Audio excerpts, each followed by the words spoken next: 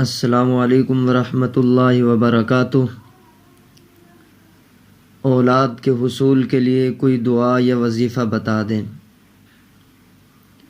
ظاہری اسباب اختیار کرنے کے ساتھ ساتھ صدق دل سے اللہ کے حضور اپنی بے چارگی کو بیان کر کے خوب دعائیں مانگیں اور استغفار اور دعا کی کثرت کریں۔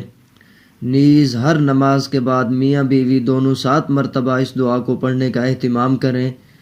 اللہ تعالیٰ کی ذات سے قوی امید ہے کہ اللہ تعالیٰ ان کو اولاد کی نعمت سے نوازیں گے۔ وہ دعا یہ ہے: رب لا تذرنی فردا وانت خیر الوارثین۔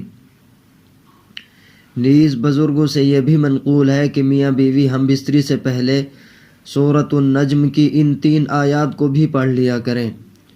وہ آیات یہ ہیں: وَأَنَّهُ خَلَقَ الزَّوْجَيْنِ الذَّكَرَ وَالْأُنثَى مِن نُطْفَةٍ إِذَا تُمْنَى وَأَنَّ عَلَيْهِ النَّشْأَةَ الْأُخْرَى۔